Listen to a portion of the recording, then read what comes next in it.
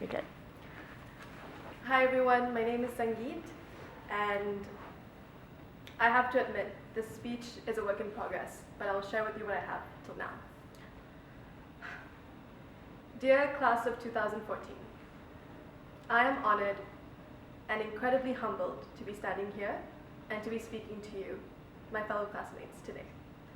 I am honored because I am amidst some of the most intelligent, talented, passionate, and compassionate young women whose legacy in the world is being etched slowly but surely.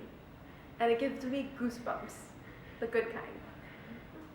To imagine the amazing journeys that each and every single one of us are going to embark on, the lives that we are going to live, and the dreams, personal and collective, that we hope to fulfill. And I am humbled by the wealth that is right here, the wealth of knowledge, experiences, and life stories that are as diverse as the vegetation and fruit trees that we have growing on the small, quaint campus we've called home for 4 years, and as unique as the shade of green that we are all donned in today. I'm humbled because every single one of us has in one way or another been touched by, learned from, shared with, and we've been inspired by that incredible woman sitting next to us, behind us, or in front of us. We're not the same young women we were when we walked through the doors of Denison Library 4 years ago, when we toasted to Incipit Vita Nova, commemorating the start of our journey here at Scripps together as the class of 2014.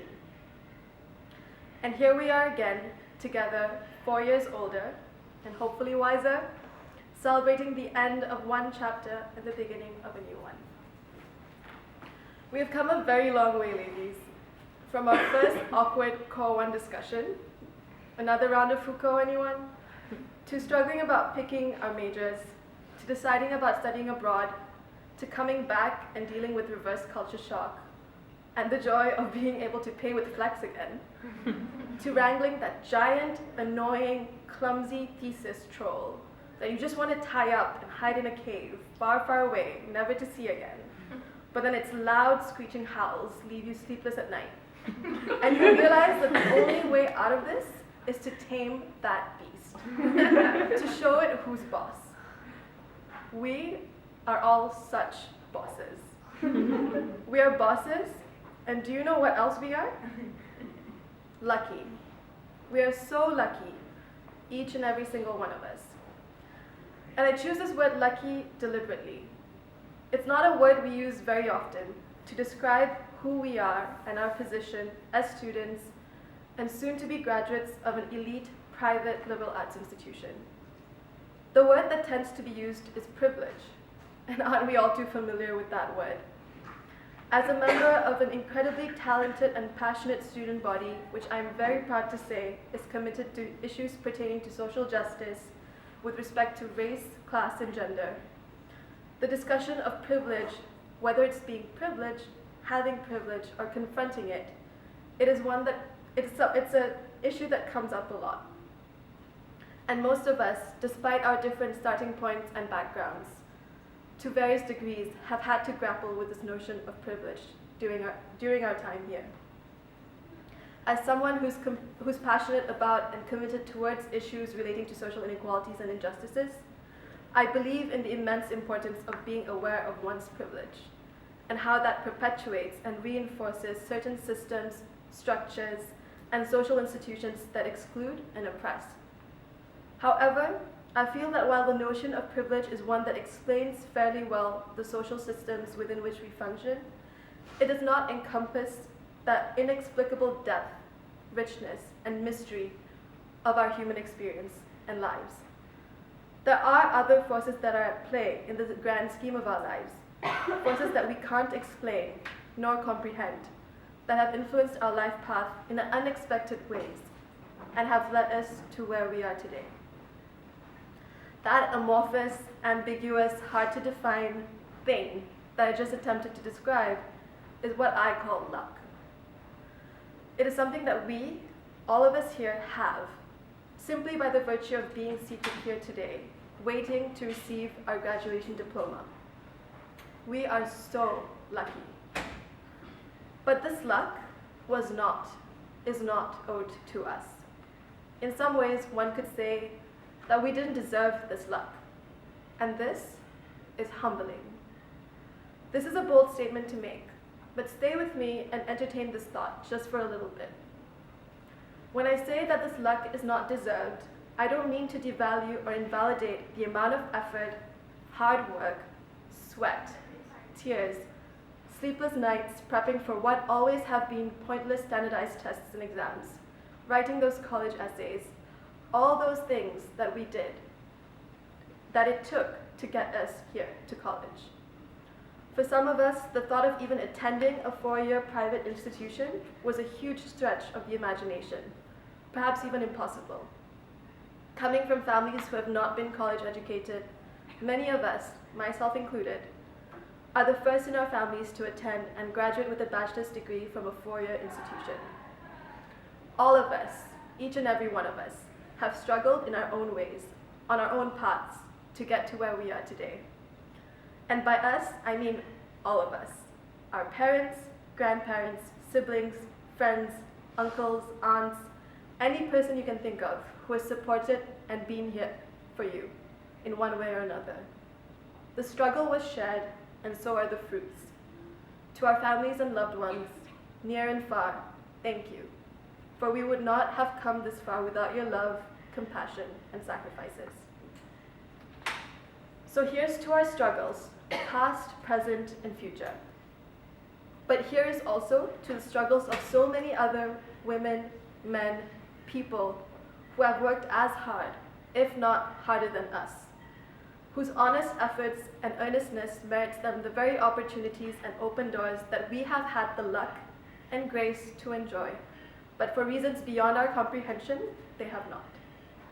Is there something that distinguishes us, that sets us apart, that entitles us to the best of what life has to offer? This is a question that I have found myself thinking about a lot in my time here at Scripps. And what I have come to realize is a paradoxically frightening, but at the same time empowering small t truth, that it is all arbitrary. Think about how much of your own life has been beyond your control. How much of the things you've had or not had, that you have gained or lost, are the products of the workings of an incomprehensible universe, world, that poets, philosophers, writers, romantics, scholars, scientists, throughout the history of humanity have been trying to comprehend.